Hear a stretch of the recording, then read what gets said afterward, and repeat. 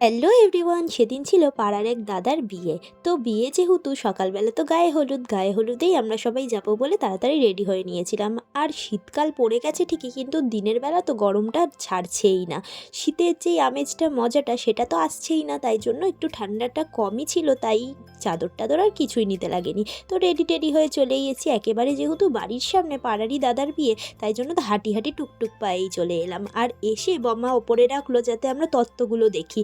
আর ওপরে এসে দেখলাম কত সুন্দর সাজানো হয়েছে, আর তার সাথে সাথে যেই তত্ত্বগুলো রাতে যাবে, মানে আমরাও বরযাত্রীতে নিয়ে যাব, সেগুলোও তৈরি হয়ে গেছে। জানো তো, ছোটোবেলা থেকেই আমার বিয়ে বাড়িতে এই তত্ত্বগুলো দেখতে খুব ভালো লাগে। কনে পক্ষ বরপক্ষে দিয়ে যেই তত্ত্বগুলো আসে সেগুলো তো দারুণ দারুণ হয়। আর এছাড়াও এর মধ্যে যেই মিষ্টিগুলো দারুণ দারুণ সাজানো হয়, যেই কারণে আমার খুব ভালো লাগে। এই দাদার বিয়ে বললাম, তারই মা। এটা কি খুশি দেখেছো ছেলের বিয়েতে, তো আমরা সবাই তো খুব এনজয় করছিলাম। তার মধ্যেই তাড়াহুড়ো লেগে গেল জল ভরতে যাওয়ার, কারণ প্রায় বেজে গেছে একটা। এরপরে জল ভরতে গেলে তো অনেকটা দেরি হয়ে যাবে, কারণ লগ্নও তো প্রায় সন্ধ্যের দিকে। তাই জন্য সবাই মিলে ব্যামপাটির সাথে তাল মিলিয়ে হাঁটতে হাঁটতে নাচতে নাচতে চলে যাচ্ছিলাম। আর সামনের দিকে সবাই নাচছিল। প্রথম দিকে তো আমি একটু লজ্জা পেলেও পরে কিন্তু আমিও নেচেছি।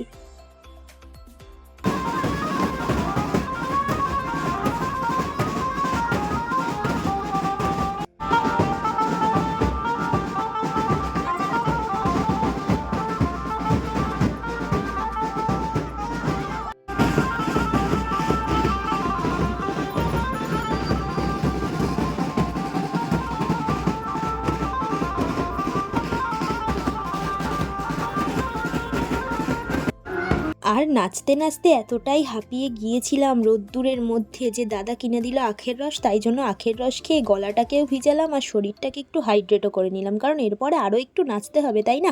আর নাচতে গিয়ে তো পায়ে খেয়ে গেলাম মোচকা, তাই জন্য বান্ধবীর গাড়িতে উঠেই বসে পড়লাম। আর চলে এলাম একেবারে পুকুরের সামনে, যেখানে সব এও মানুষরা, মানে বিবাহিতরা মিলে কলসিতে জল ভরলো। আর তারপরে তো সবাই মিলে ফটোশ্যুট হবে এখন, তাই জন্য আমিও দাঁড়িয়ে পড়লাম।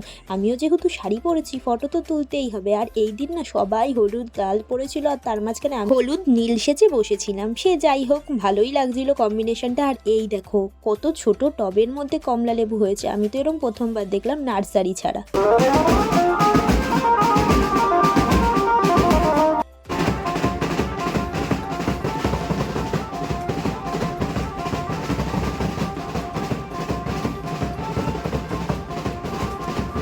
তো বাড়িতে আসার পরে তো সবাই দেখলে অনেক নাচানাচি করলো। আর যেহেতু অনেকটা বেলা হয়ে গিয়েছিল, তাই জন্য খেতেও বসে পড়া হয়েছিল। আর এই যে প্রথমেই আমাদের সোনামা খেতে বসে পড়েছে, আর খেতে বসে বাচ্চারা তো এরকমই ভাজাভুজি খাবে, ভাত তো একটাও মুখে দেবে না।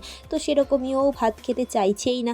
আর এদিকে যেহেতু আমাদেরকে বিকালের জন্য রেডি হতে হবে, বেশি সময়ও নেই, তাই জন্য আমরাও খেতে বসে পড়লাম। বিয়ে বাড়ির দুপুরের খাবার মেনুটা তো হালকা পাতলাই হয়, কিন্তু এখানে কিন্তু তাও বেশ স্পাইসি স্পাইসি রান্নাই ছিল। সে যাই হোক, আমি সব কিছু নিয়ে নিয়েছিলাম ডাল।